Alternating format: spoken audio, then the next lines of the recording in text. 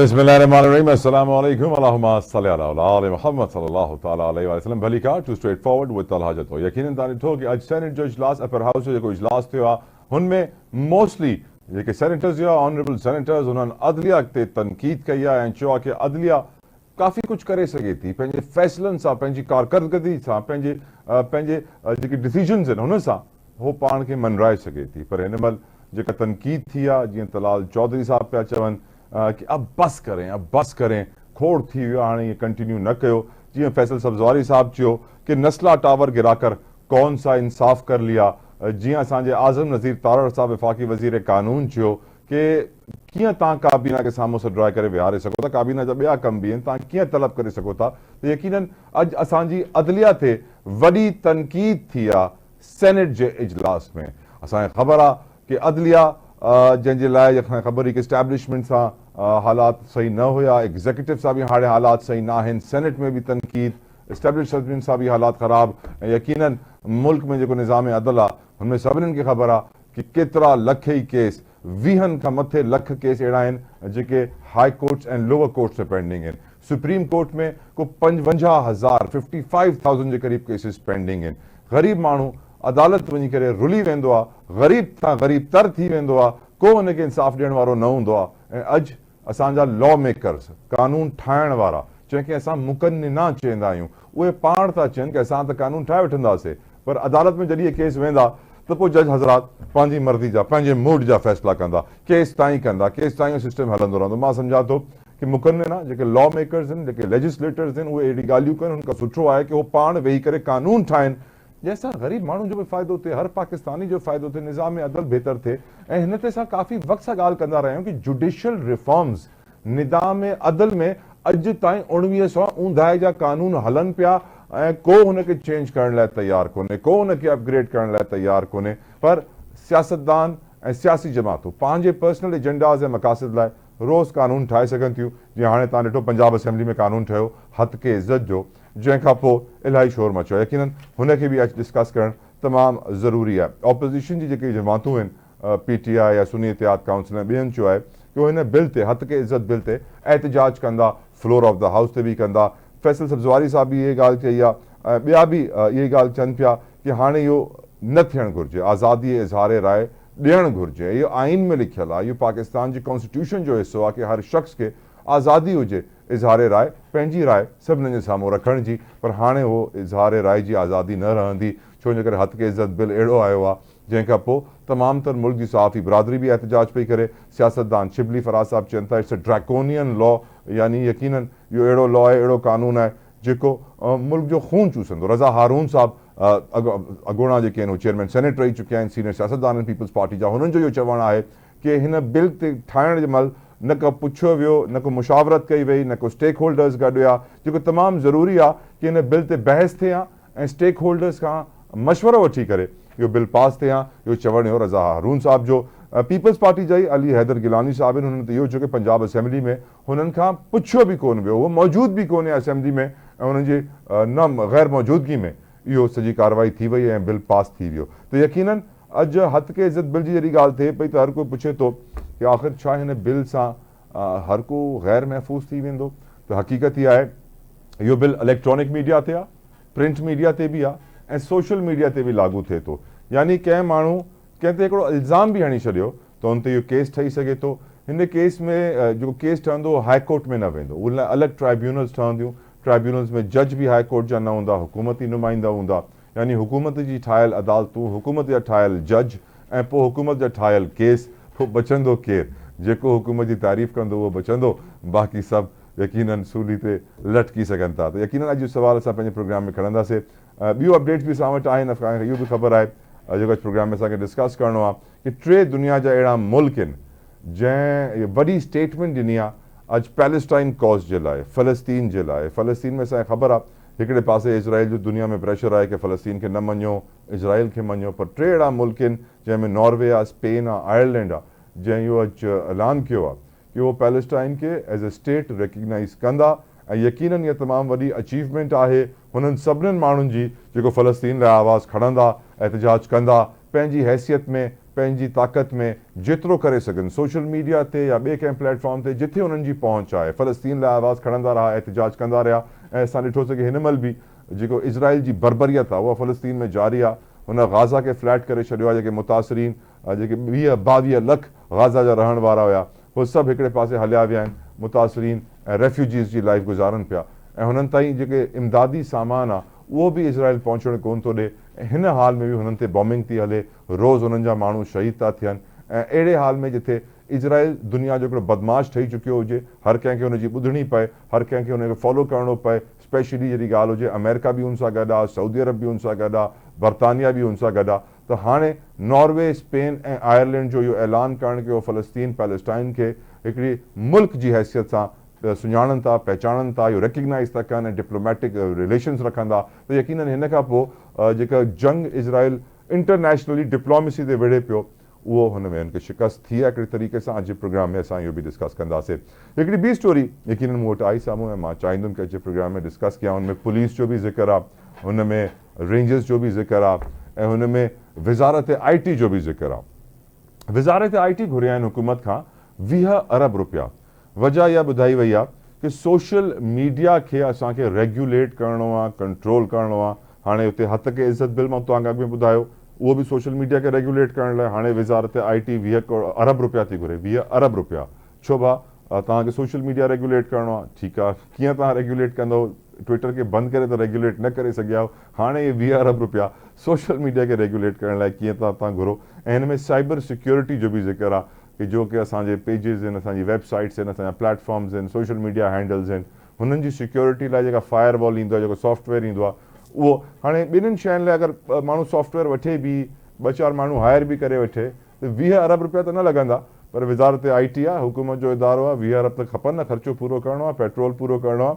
पर at the same time हिकिड़े पासे असां ॾिसूं था कि वज़ारत IT पंहिंजी सिक्योरिटी नथी करे सघे, सोशल मीडिया खे रेगुलेट नथी करे सघे, त उते 20 अरब रुपया घुरे थी। पर मां ॻाल्हि कयां, कंपेयर कयां सिंध पुलिस जी अॼु जी ख़बर खां कि सिंध पुलिस जो जेको काउंटर टेररिज़म डिपार्टमेंट आहे उते रेंजर्स छापो हुयो ऐं ख़बर पई कि उते हिकिड़ो अहिड़ो शहरी अंदरि हुयो जंहिंजो को ॾोह कोन हुयो, को गुनाह कोन हुयो। पुलिस हुनखे ब्लैकमेल पई करे, हुनखे किडनैप कयऊं। एयरपोर्ट तां शहर आयो पाकिस्तान इराक मां ऐं जॾहिं वापसि आयो त हुनखे टैक्सी मां लाहे करे पुलिस वारा खणी वियसि ऐं जीअं हूंदो आहे असांखे ख़बर आहे दस्तूर पैसा घुरियऊं ऐं पैसा घुरण जी आदत बि तव्हांखे ख़बर आहे पुराणी आहे। हिन इहा ई वजह आहे कि अॼु सिंध में धाड़ियल नथा खुटनि ऐं धाड़ियलनि खे ख़तमु करणु पुलिस जे वस जी ॻाल्हि न रही आहे, चाहे हुननि वटि जेतिरा बि जदीद असलो ऐं टेक्नोलॉजी अची वञे। त अॼु सिंध पुलिस जे काउंटर टेररिज़म डिपार्टमेंट ते जॾहिं रेंजर्स छापो हुयो ऐं हुन शख़्स खे बरामद कयो जंहिं इहा गवाही ॾिनी, हुनजी फैमिली बि गवाही ॾिनी कि हुनजो जेको छोकिरो हुयो उहो इराक मां आयो ऐं हुनखे CTD जे अफ़सरान हुनजे ख़िलाफ़ कूड़ो मुक़दमो ठाहियो, हुनखे ब्लैकमेल करणु शुरू थी विया। जंहिंखां पोइ जेके IG सिंध आहिनि असांजा ग़ुलाम नबी मेमन साहब, उन्हनि एक्शन बि वरितो आहे, अफ़सरान जे ख़िलाफ़ इंक्वायरी शुरू कई आहे। मूंखे यादि थो अचे थोरा ॾींहं अॻु में ई CTD जा जेके SSP हुया फ़िदा हुसैन शाह साहब, हुननि जे मथां इंक्वायरी थी कि हुननि कंहिं बिज़नेसमैन खे किडनैप करे हुन खां पैसा घुरियईं कि हाणे तव्हां पैसा ॾियो न त तव्हां ते कूड़ा केस ठाहींदुमि, तव्हां 10 साल लाइ अंदरि। ऐं पोइ वीचारो बिज़नेसमैन अलाए कीअं पंहिंजी जान बचाए निकितो ऐं वञी करे IG खे कंप्लेन कयईं। हुन महिल निगरां जेके हुकूमत जे दौरान जेके असांजा IG हुआ रिफ़त साहब, हुननि एक्शन बि कयो, इंक्वायरी बि शुरू कई, पर को रिज़ल्ट कोन निकितो। इहो करप्शन, इहो चोरी जो निज़ाम, जॾहिं चोर ऐं पुलिस मिली वञनि, पुलिस ई चोर ठही वञे, पुलिस ई अगवा करण जा कमु शुरू करे त पोइ केरु बचाईंदो ऐं पोइ असां पुलिस खे छो था पघारूं ॾियूं, छो था टैक्सिस ॾियूं, इहो बि अॼु प्रोग्राम में डिस्कस कंदासीं। But let start. सभिनीनि खां वॾी अॼु हिकिड़ी ॿी ख़बर बि आहे जेका हाणे रिसेंटली अपडेट थी, उहो इहा थी कि PTI जेका सदाईं तनक़ीद कंदी आई मौलाना फज़लुर रहमान ते, अॼु मौलाना फज़लुर रहमान सां हुननि जी मुलाक़ात थी आहे, हुननि मीटिंग कई आहे, लगे तो कि ताल्लुकात बेहतर थी विया आहिनि। डिस्कशन करने के लिए मेरे साथ इस वक्त मौजूद हैं पाकिस्तान तहरीक इंसाफ के सीनियर रहनुमा हैं एडवोकेट अहमद अवैस साहब। बहुत बहुत शुक्रिया अहमद अवैस साहब आपके कीमती वक्त के लिए। अहमद अवैस साहब, वैसे अब PTI के हालात ऐसे तो हो गए हैं कि आज उनको फजलुर रहमान साहब के साथ भी बैठना पड़ा, मुज़ाकरात करने पड़े, जिनके बारे में क्या कुछ नहीं कहा गया माजी में, तो अजीब सा नहीं लगा सर? नहीं, देखिए बात सुने, ये जो है ना पॉलिटिकल डायनामिक्स बड़े डिफरेंट होते हैं। आप किसी मौके के ऊपर क्या सिचुएशन जो है वो आप असल में, एक वो इंग्लिश का एक मुहावरा है ना कि enemy of your enemy is your friend. ठीक। तो जब आपके ऑब्जेक्टिव इकट्ठे हो जाए मिल जाते हैं तो फिर उस बेस के ऊपर आप एक प्लेटफॉर्म के ऊपर, एक ब्रॉड बेस प्लेटफॉर्म के ऊपर जिसमें एक एजेंडा होता है, उस पर इकट्ठे हो जाते हैं। इसी को मूवमेंट कहते हैं। और इसीलिए कहते हैं कि मूवमेंट जो है ना वो यूनाइट करती है और पॉलिटिकल एक्टिविटी जो है वो डिवाइड करती है। तो ये इस वक्त जो है इनका एक कॉमन पॉइंट है। रिगिंग का उनको भी है कि मैसिव रिगिंग हुई है, हमारा भी है, पीटीआई का भी कि मैसिव रिगिंग हुई है। तो इस ब्रॉड पॉइंट के ऊपर ये अगर इकट्ठे हो रहे हैं तो क्वेश्चन तो ये है कि एक फैक्चुअल पोजीशन रियलिटी तो है ये कि मुल्क में जो कुछ हो रहा है, आइन मौजूद है लेकिन आइन की हुक्मरानी नहीं है। रूल ऑफ लॉ का नाम है लेकिन रूल ऑफ लॉ का कॉन्सेप्ट जो है वो एरोड हो चुका हुआ है, वो उसको रूल ऑफ अथॉरिटी में बदल दिया। इसी तरह से डेमोक्रेसी का नाम है लेकिन नेकेड डेस्पोटिज्म उसकी जगह पे आ चुका है। क्या हाइब्रिड डेमोक्रेसी कह सकते हैं सर इसको? हाँ जी, हाइब्रिड डेमोक्रेसी कह सकते हैं इसको? इसको हाइब्रिड डेमोक्रेसी आप तो नहीं कहेंगे, इसको डेस्पोटिज्म कहेंगे। ओके। ये डेस्पोटिज्म है, बिल्कुल क्लियर डेस्पोटिज्म है जिसका कानून से और कॉन्स्टिट्यूशन से कोई ताल्लुक नहीं है। सर आज यूसुफ रजा गिलानी साहब ने भी पीटीआई को मुज़ाकरात की दावत दी है और कहा है कि यकीनन मुल्क कौम की खातिर, क्योंकि आज वो कायम मकाम सदर हैं, सदर मुमलिकत आसिफ अली जरदारी बैरून मुल्क हैं, तो वो सदारत के फ़राइज़ अंजाम दे रहे हैं। उन्होंने कहा है कि मुज़ाकरात की दावत देते हैं, हम चाहते हैं कि मुल्क कौम की खातिर पीटीआई आए और डायलॉग करे, मुज़ाकरात करे। सर अब मौलाना फजलुर रहमान से डायलॉग हो सकता है तो पीपल्स पार्टी से क्यों नहीं सर? देखिए अभी असल में मौलाना से तो इस वजह से भी एक तरफ से वजह है कि पार शेयरिंग, ये पीपल पार्टी और अपने नून लीग को देखा कि ये पार शेयरिंग कर रहे हैं। एक इक़्तिदार में आने के लिए इन्होंने जो एक इकट्ठा होना उनका जो है वो इन्होंने पहले ही कह दिया था पीटीआई ने कि हम पार शेयरिंग के लिए किसी से मुज़ाकरात या वो नहीं करेंगे, क्योंकि एक तरफ जो है सांस जो है जिस किस्म का इनका आपस का एग्रीमेंट हो जाना जो है नून लीग के साथ, और नून लीग ने तो जो मैसिव इसमें हिस्सा लिया है जो पाकिस्तान में ये किया है इस वक्त, इसके रेपरकशन तो अभी आगे जो वक्त गुजरता जाएगा जी सर आप महसूस करेंगे कि कितना नुकसान हो रहा है। एडवोकेट साहब आप माशाल्लाह पार्लियामेंट है लेकिन पार्लियामेंट जो है वो फेक पार्लियामेंट है। ठीक, फेक पार्लियामेंट है, तो झूठे ओपिनियन में है। ठीक सर, अब मुझे ये बताइएगा जो लिस्ट आई है नोटिफाइड लिस्ट है वो सारे झूठे लोगों की मेजोरिटी है उनके अंदर। ठीक, तो ऐसे सूरत हाल में आप देखिए ना, नवाज शरीफ को अब वो पार्टी हेड दोबारा बना रहे हैं लेकिन उस बंदे के अंदर ये कर्ज नहीं है कि 3 दफा प्राइम मिनिस्टर रह चुका है और इस बुरी तरह इलेक्शन हार हो गया कि वो खड़ा होकर कहते कि जी मैं इस दफा हार गया हूँ। अहमद अवैस साहब अलाउ मी सर, के साथ आके हुकूमत संभालेंगे, ठीक सर, तो क्या आप समझते हैं कि ये लोग जो हैं ये कोई कौम की खैर ख्वाही चाहेंगे? अहमद अवैस साहब ये तो बताइए, इनका ऑब्जेक्टिव जो है वो कोई लोगों के मामलात को सीधा करना नहीं है, अपने मामला सीधा करना जो है वो बड़ा क्लियर है। मुझे ये बताइए अहमद अवैस साहब प्लीज, मैं आपसे बड़ा इंपॉर्टेंट सवाल पूछना चाहता हूँ।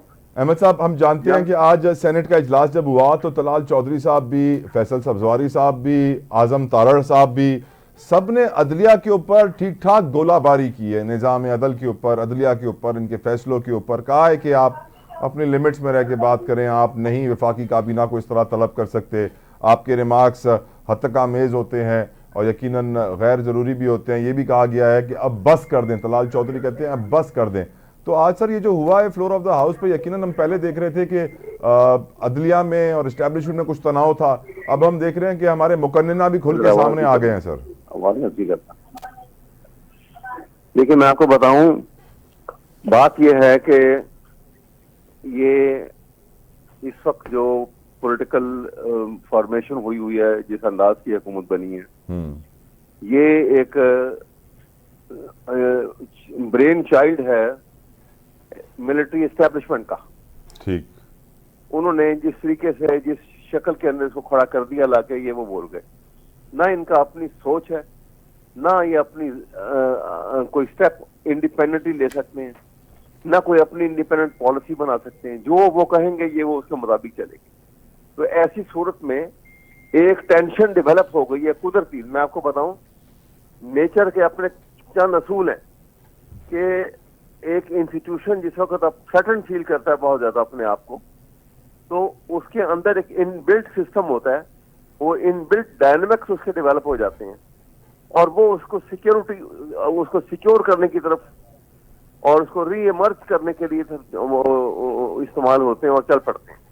यहाँ पे अदलिया री इमर्ज कर रही है। अब अगर री इमर्ज कर जाएगी तो पाकिस्तान आइन और कानून के दायरे में चलेगा। अगर यहाँ पे वो सकम टू प्रेशर हो गई और उसकी जगह के ऊपर यहाँ पे ये एस्टेब्लिशमेंट और एजेंसियां जीत गई तो एजेंसियों का रूल होगा, टाउट फिरेंगे, वकालत भी खत्म हो जाएगी और निजाम अदल भी खत्म हो जाएगा। इसलिए यहाँ पे ये डिसाइसिव मोमेंट में हम एंटर हो रहे हैं। यहाँ कौम ये जो है ना स्टेट का एक फैसला होगा। अब आधा तीसरा आधा बटेर नहीं चलेगा, आप याद रखिएगा। सर एक और खबर ऐसी एक और खबर ऐसी थी सर जिसमें मुझे लगा कि आधा तीतर आधा बटेर खैर चलता रहेगा। सर ये मुझे बताइए अहमद अवैस साहब, आज ये खबर भी आई कि बानी पीटीआई ने अहकाम दिए कि जो रूपोश रहनुमा है पीटीआई के वो अब बाहर आ जाएं। हमाद अजहर साहब भी बाहर आए, कहा जा रहा है मुराद शहीद साहब भी बाहर आ जाएंगे। क्या प्लानिंग हो रही है सर, क्या तैयारी कर रहे हैं? बाहर बुला के क्या कर लेंगे सर? नहीं तो फिर भाग गए वो। तो देखो वो हमाद बाहर आया लेकिन वो फिर पुलिस ने वहां एकदम रेड किया और फिर भाग गया वहां से। तो आपको लगता है कि सर ये प्लानिंग नाम से तो ये बात कह रहे थे कि उन्होंने ये कहा, उन्होंने ये ऐसे कहा, ये खुद ही ये हमाद वगैरह, मैं आई डोंट बिलीव ये लोगों ने जो है ये आगे भी पीटीआई को नुकसान पहुंचाने वाले हैं। आप भी पता नहीं क्या करेंगे। और सर शेर अफजल मरवत शेर अफजल कहते हैं कि मुझे कमेटियों से निकाला गया लेकिन मैं पीटीआई में ही रहूंगा। हाँ जी, क्या कहा? शेर अफजल मरवत कहते हैं कि मुझे पीटीआई ने कमेटियों से निकाल दिया लेकिन मैं पीटीआई में ही रहूंगा। हाँ ठीक है ना, कमिटमेंट है ना। आपको लगता है वो भी नुकसान पहुंचा सकते हैं? एक ये कैटेगरी है जो हमाद की जो है जी जी या कि छुपा रहा, इलेक्शन के दिनों में भी छुपा रहा, इलेक्शन से पहले भी छुपा रहा, टिकटों देने के अंदर सत्यानाश कर दिया। इसमें उसमें बहुत बड़ी कंट्रीब्यूशन है इसकी, गलत टिकटें देने की। और उसके बाद अब वो निकल के आया कि जी अब मैं आया हूँ कि मैं फेस करूंगा, मैं जमानत कराऊंगा। और जब रेड हुआ तो फिर भाग गया। तो जिस लीडरशिप में करच की कमी हो ना, वो लीडर नहीं हो सकता। तो आपकी नजर में सर हमाद अजहर पीटीआई को इस वक्त नुकसान पहुंचा रहे अपनी स्ट्रेटेजी से? हाँ जी, आपकी नजर में हमाद अजहर अपने तरीकेकार से, अपने लाहे अमल से जमात को नुकसान पहुंचा रहे हैं? मेरा नुक्ता नजर तो यही है। और सर ऐसे कौन कौन से लोग हैं हमाद अजहर के साथ जो आपकी नजर में ऐसा ही लाहे अमल इख्तियार किए हुए हैं? मैं और तो अभी नहीं फिलहाल, क्योंकि सर अहमद साहब हर कोई ये बात कर रहा है पीटीआई के धड़े, पीटीआई के धड़े, पीटीआई के धड़े। धड़े तो देखें जी, धड़े तो देखे ना, इस सिचुएशन से इन्होंने अभी पार्टी में कंसोलिडेट किया नहीं था। पार्टी इटसेल्फ जो है उसकी अभी एक स्ट्रॉन्ग एग्जिस्टेंस हुई नहीं थी कि वह हुकूमत में आ गई। हुकूमत में आई तो पार्टी बीच में से खत्म हो गई। फिर पार्टी को बनाना का काम अभी शुरू नहीं हुआ था, हुकूमत निकल गई। तो वो बड़ी डिसएरिड पोजीशन में मामलात रहे हैं। लेकिन वो इमरान की अपनी शख्सियत इतनी ताकतवर थी कि जिसकी वजह से जितने लोग खड़े हो गए हैं वो खड़े हो गए। और जो चूरी खाने वाले मजनू थे वो आपने देखा, वो 2 दिन की भी सख्तियां बर्दाश्त नहीं कर सके और वहां पे स्टेटमेंट देके और प्रेस कॉन्फ्रेंस करके निकलते रहे हैं। तो अच्छा है, गंदा पानी निकलने के बाद ही साफ पानी भी आ जाता है। ठीक, बहुत बहुत शुक्रिया एडवोकेट अहमद अवैस साहब आपके कीमती वक्त के लिए। जी असांखे अहमद अवैस साहब ॿुधायो आहे कि हमाद अज़हर जेका स्ट्रेटजी अपनाई आहे उन सां पीटीआई खे नुक़सानु थियो आहे। उन्हनि खे इहे न करणु घुरिजे आहे। साम्हूं ईंदा आहिनि, चवंदा आहिनि कि बानी पीटीआई चयो आहे कि हाणे निकिरी अचो, लिखणु बंदि कयो। जीअं पुलिस ईंदी आहे वरी लिकी वेंदा आहिनि। अजीब स्ट्रेटजी आहे। पाण पीटीआई जा अॻवान पीटीआई जे हमाद अज़हर ते तनक़ीद पिया कनि। तव्हां ॿुधी, let's take a brake.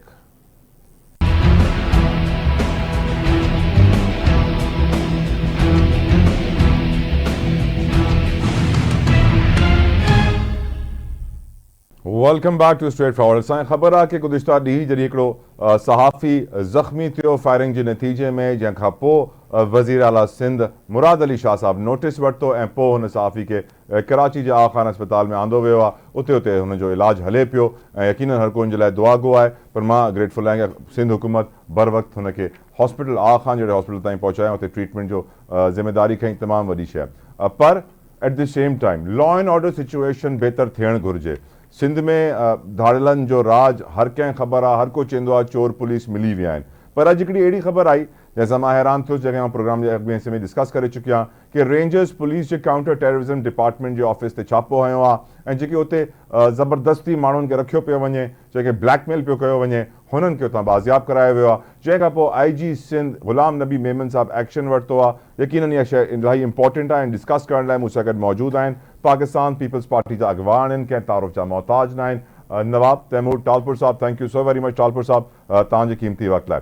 Talpur साहब, वॾी हैरत थींदी आहे जॾहिं अहिड़ी ख़बर साम्हूं ईंदी आहे त रेंजर्स काउंटर टेररिज़म डिपार्टमेंट जे ऑफिस ते रेड हई आहे, उतां माण्हू बाज़ियाब कया आहिनि। काउंटर टेररिज़म डिपार्टमेंट जे SSP ते थोरो वक़्तु अॻु में फिदा हुसैन शाह ते इंक्वायरी खोली IG रिफ़त साहब कि हुननि बि हिकिड़े बिज़नेसमैन खे किडनैप करे रैंसम घुरी, पैसा घुरिया कि पैसा ॾींदव न ॾींदव तव्हां ते केस ठाहे छॾींदासीं। ऐं सर बाराड़ी में बि धाड़ेलनि वारे केस में बि इहो ई चयो वेंदो आहे कि चोर ऐं पुलिस मिली विया आहिनि। Sir, what is your view on it? बिस्मिल्लाहिर्रहमानिर्रहीम। थैंक यू वेरी मच जती साहब।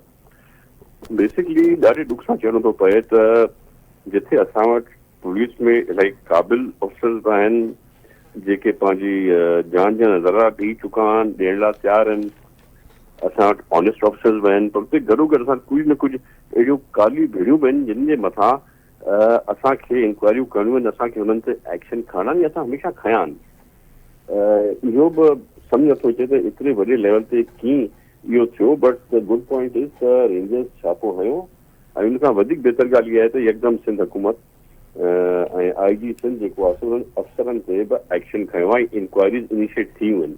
ऐं मां होपफुल आहियां त इन इंक्वायरी जे थ्रू असां ॿियूं बि इलाही जेके ॿियूं करप्ट ऑफिसर्स आहिनि, जेके 2 नंबर ऑफिसर्स आहिनि, जिन्हनि खे असांखे नॉट रुगो इंक्वायरी करे इंक्वायरी ख़तमु कयो, पर इंक्वायरी करे उन्हनि खे they should be thrown out of police uniform ऐं हुनजे लाइ असांखे हाणे आसानी थींदी छो त जेके हमरा झलिजी आहिनि उन्हनि खां असांखे इलाही सुठी ऐं सेंसिटिव इंफॉर्मेशन जेका मिली आहे उनमें ॿिया इन्वॉल्व माण्हू not just that district but neighbouring district जेके जिते क्राइम थिए थो उन्हनि जी बि तमामु घणी इंफॉर्मेशन मिली आहे। त this will be a good step forward for us to control the crime. तव्हां ॾिठो आहे पोइ कुझु अर्से में जंहिं नमूने असां टैकल कयो आहे, धाड़नि सां जंग कई आहे, जहिड़ो कयो आहे, हो सिंध पुलिस हुजे, हो पाकिस्तान रेंजर्स हुजे, सभिनी गॾिजी करे तमामु घणो एक्शन कयो आहे। इहे फर्स्ट टाइम थियो आहे त हाणे धाड़ियल भॼनि पिया, बैक फुट ते आहिनि, पहिरीं धाड़ियल हमलो कनि रहा।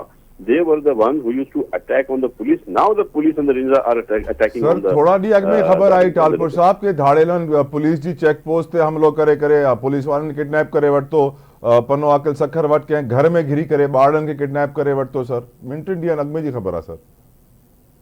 बिल्कुलु, हाणे त जेको आहे इट्स ओपन वॉरफेयर ऐं जंहिं नमूने सां धाड़ियल भॼनि पिया, मारिजी पिया वञनि, गिरफ़्तार थियनि पिया, इलाइक़ा छॾे विया आहिनि, त that is a good news. बिल्कुलु जेको थियो उन में तमामु घणी कोशिशूं असांखे करणियूं पियूं आहिनि इन सिचुएशन खे कवर अप करण लाइ। जीअं तव्हांखे ख़बर हूंदो त सिचुएशन एतिरी ख़राबु न हुई, द सिचुएशन फ्लेयर्ड अप। जेको असांजो केयर टेकर पीरियड आहे उन में छा कंट्रोल न करे सघिया, छो जेको आहे सो धाड़ियुनि खे बि छूट मिली हुई, but we have taken control. इंशाअल्लाह ताला जल्द असां सिंध खे हिननि धाड़ियुनि खां निजात ॾियारे छॾींदासीं। आमीन आमीन आमीन आमीन आमीन।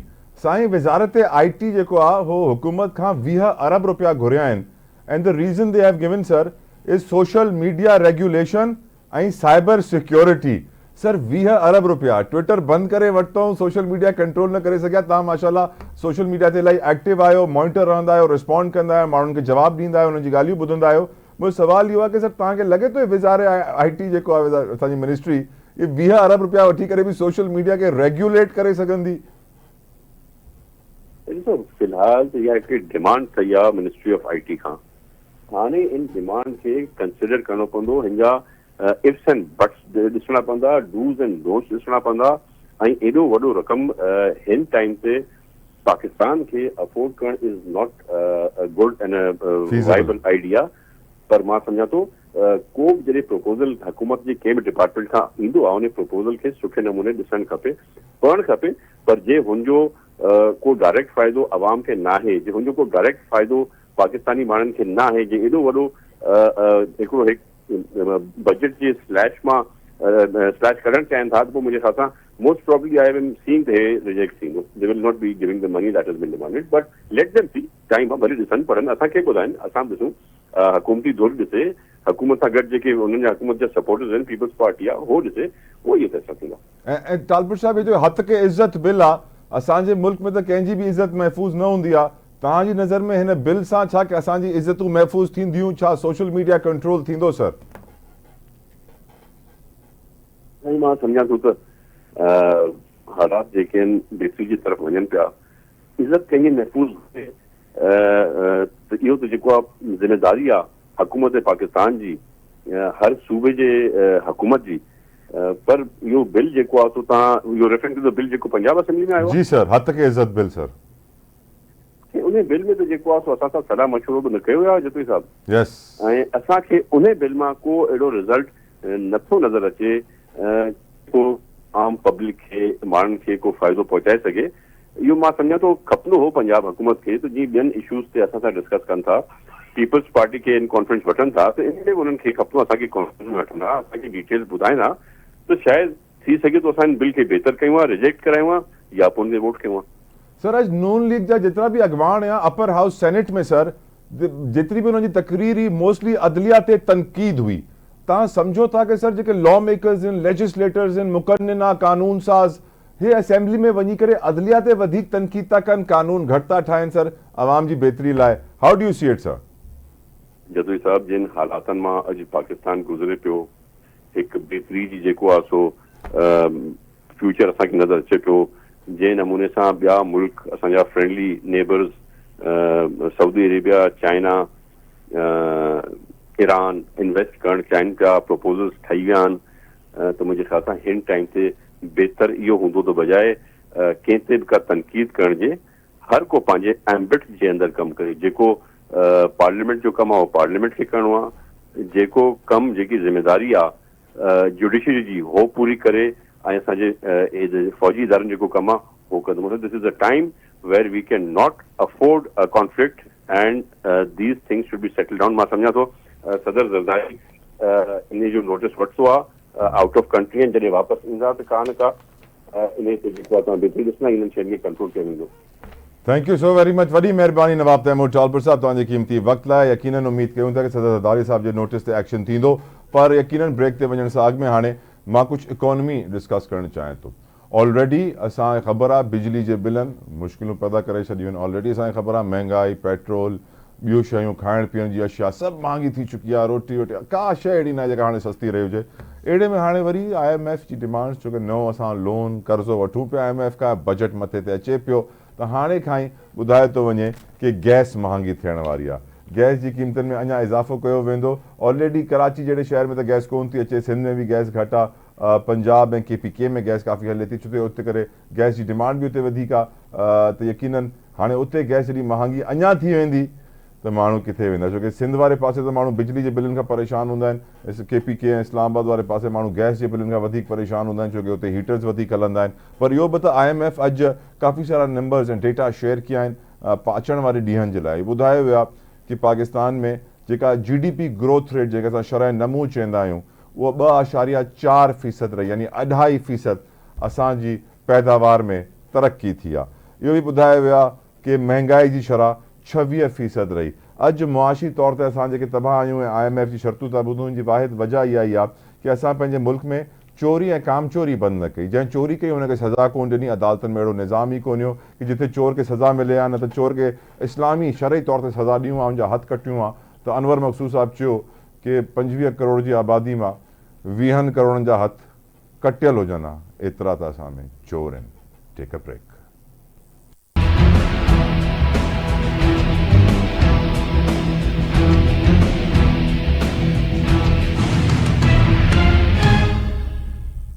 Welcome back. प्रोग्राम में असां हाणे डिस्कस कंदासीं पैलेस्टाइन के, फ़लस्तीन जी आज़ादी जी जंग के। असांखे डिस्कशन करने के लिए मेरे साथ मौजूद हैं इस वक्त अली सरवर नकवी साहब, साबिक सिफारतकार हैं, फॉरेन अफेयर्स और फॉरेन पॉलिसी बड़ी गहरी नज़र रखते हैं। Naqvi sahab, thank you so very much for your precious time.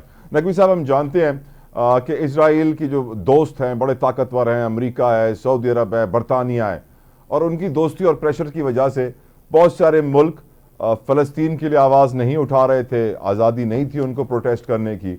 लेकिन जब हमने ये डेवलपमेंट देखी सर कि नॉर्वे, स्पेन और आयरलैंड ने पैलेस्टाइन को एज ए स्टेट रिकग्नाइज करने का फैसला किया है, तो लगा कुछ यूं कि अब उनकी जो डिप्लोमेसी थी इसराइल की वो फेल हो रही है। जब हमने अमेरिका की यूनिवर्सिटियों में एहतजाज होते हुए देखा तो लगा कुछ यूं कि मुद्दई लाख बुरा चाहे तो क्या होता है, वही होता है जो मंजूर खुदा होता है। How do you see the current situation sir?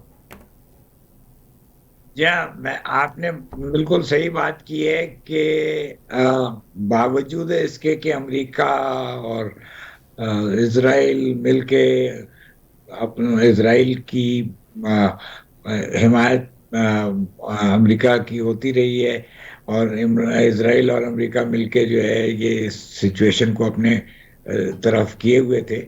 लेकिन अब यूरोप में सूरत हाल बदल रही है, और यूरोप बहुत से मामले में मगरबी ममालिक में वो लीड लिया करता है।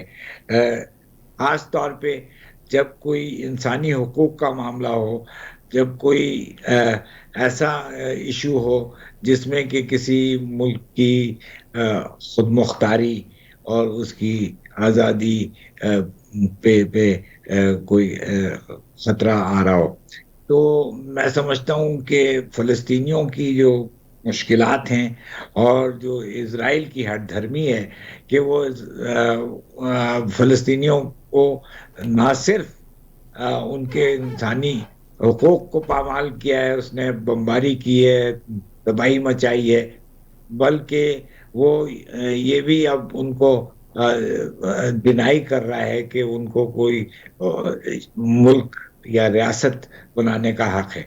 तो उसमें अब ये जो आयरलैंड, स्पेन और इटली, नॉर्वे का जो ये कदम उठा है, तो ये बहुत खुशाइन है। और अब इस मिसाल के बिना पे, इस रास्ता दिखाए हुए पे बाकी ममालिक भी आगे बढ़ सकते हैं। अमेरिका में खुद, जैसा आपने कहा कि स्टूडेंट मूवमेंट बहुत तेजी पकड़ गई है। मेरा अपना बेटा माशाल्लाह कोलंबिया का ग्रेजुएट है, उसने मुझे न्यूयॉर्क से बताया कि कोलंबिया यूनिवर्सिटी में इतनी सख्त सपोर्ट है फ़लस्तीनियों के कॉज की स्टूडेंट्स में कि उन्होंने अपना कॉन्वोकेशन भी कैंसिल कर दिया है। और बाकी यूनिवर्सिटी ऑफ कैलिफोर्निया इन लॉस एंजलिस, यूक्ला जिसको कहते हैं, येल, हार्वर्ड, प्रिंसटन, हर जगह ये फ़लस्तीनियों के हिमायत में मुजाहरे हो रहे हैं और एहतजाज हो रहे हैं और धरने हो रहे हैं, क्योंकि उन्होंने कैंप लगा रखे हैं और वो वहीं पे बैठ गए हैं कि हम हटेंगे नहीं जब तक कि इजराइली।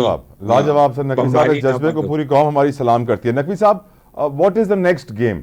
बहुत सारी कॉन्स्पिरेसी थ्योरीज थी नकवी साहब। कोई कह रहे थे कि गाजा और पैलेस्टाइन में जो गैस के रिजर्व्स हैं वो इसराइल को चाहिए। कुछ लोग कह रहे थे इसराइल इस रास्ते से दूसरा स्विस कैनाल बनाएगा, उससे उसको बड़ा फायदा होगा। कुछ कहते हैं कि वो मस्जिद अक्सा को शहीद करना चाहते हैं, वह दज्जाल का पैलेस बनाने वाले हैं। फ्लैट तो कर दिया पूरे गाजा को, आपकी नजर में अब क्या चाहते हैं वो मजीद?